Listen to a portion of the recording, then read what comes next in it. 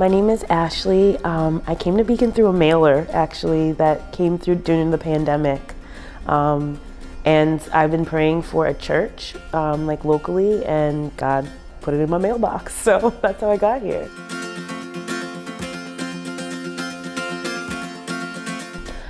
So I had heard about it in my small group. I had gone through Alpha, gotten into a small group, and Max, one of the leaders, had said he had gone through it and kind of was just like sharing some of his experience. And I had tried different groups before, so I was like, I mean, what's the worst that could happen? The other group wasn't that great. It was not Christian based, and it was helpful for what it was, but I was in a place where I was still struggling, and I was like, you know what?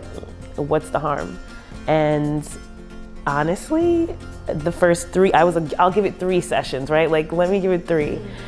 But from the day I walked in, I felt like warm. I felt like it was safe and I could like open up, and I felt, honestly, I feel the presence of God in Beacon. So I knew I was in the right space. But yeah, it's a hard thing to open up. So you have to really feel safe.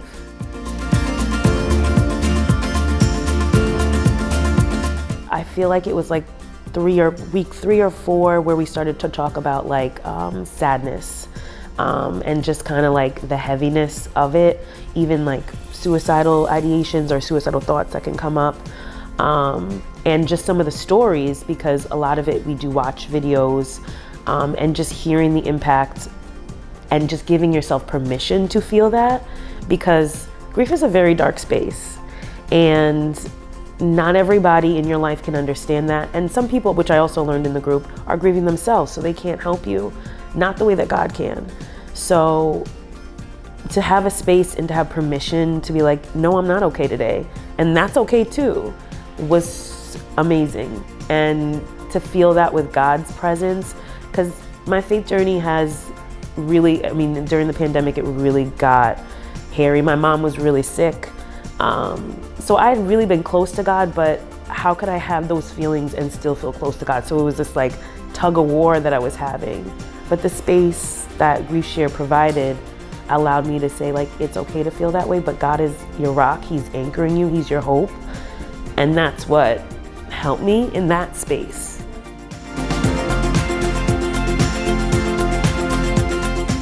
I remember specifically, like, the group really rallied around me when I was making a decision about seeing my mom's family again. There was a wedding. I was like, I don't want to go. Like, I don't want to, like, there was a lot of things that were said, and it was hard. And I'm like, I don't really know if I want to go back and be in that space. And they were so encouraging, and to say, like, you know what, you need this. You need to go. You need to be, even just to, I took a different approach to it. Like, I'm going to learn about my family. I'm going to learn about my mom through their eyes. Like, and that was what I needed. I needed that push, and I went and I had the best time. Like, it was simple.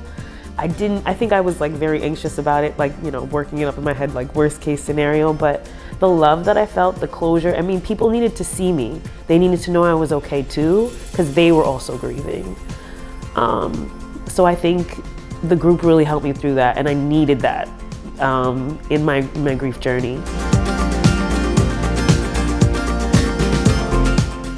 I feel like he just continues to show me how faithful he is, and then he's got me through it. Because I mean, I shared in the group, and I'll share with people like openly, there were moments like where I was literally on the floor, like could not get up.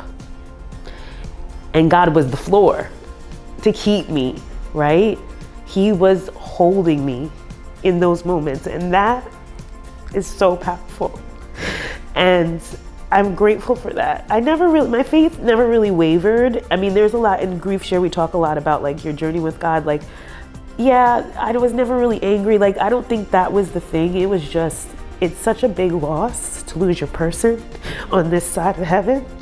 And I didn't know, right? Like, I knew this was gonna be hard. And I mean, I'll be very transparent. My background is in mental health. Like, I do this work every day. But to go through it personally and to see how good God has been through it all is amazing.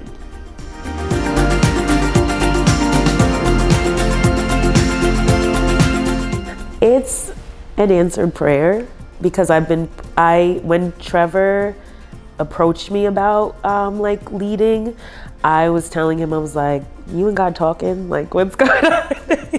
Because I said, I prayed to God like last year that I wanted an opportunity to minister, like to be in ministry and use the talents that he gave me to do so.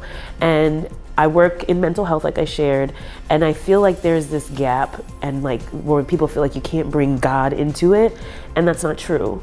So I was like, God, just show me the opportunity, like whenever you think that I'm ready, and it came up.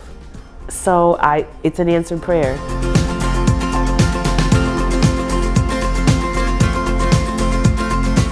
I start out the night with meditation, kind of grounding, because you're coming in, there's a lot of anxiety, there's a lot of, I don't know about this, and for whatever you're dealing with, you're in a lot of pain, you're tired, you're exhausted.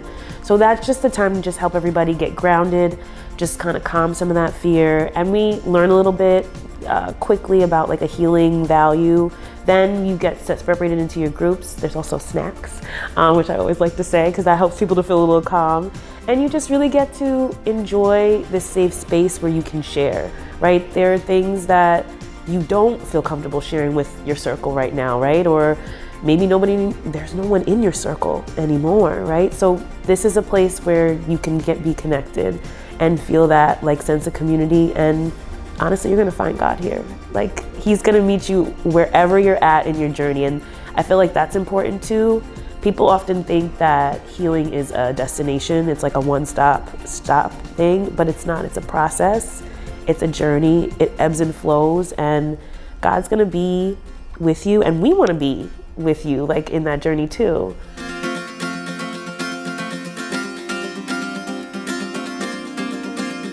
I've seen people don't want to leave after. That's a clear sign to me that they're connecting. They're opening up. They're making connections with other people, with people who understand. We had people who are inviting friends and neighbors now because they've had such a great experience. And I've had people come up to me and just say, this breathwork was new for me, and I wasn't really, because people are like, what is this?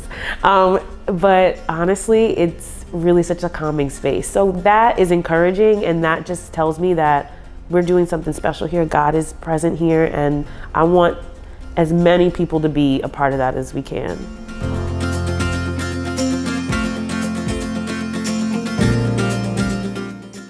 I think I like the title, and I think words have like really strong meaning, and Trevor, I think, was really intentional about that, because I think a lot of times we take on these labels, right? Like our pain, our suffering, and like we wear it as like a badge, but it's a moment, right? Like that's what you're experiencing, but that's not who you are. Like God tells you who you are in the Word, and we want to remind you of that. And like the pain that you're experiencing, that heaviness, you don't have to carry that alone. Like, and I think restoration like really shows us that, right? Like He is restoring us, He's refining us. Like that to me is healing, right? And that's the process of healing.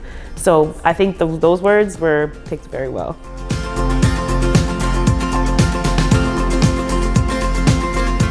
So in this season, we have grief share.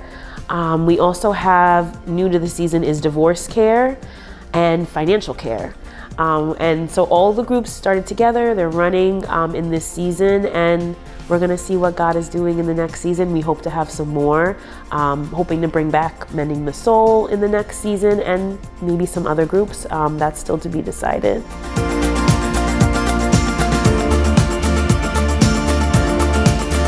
I'm just really grateful, like in this season, like to be able to be in this space, like to have people come in and be vulnerable, because that takes a lot of courage. Like even just to get yourself here.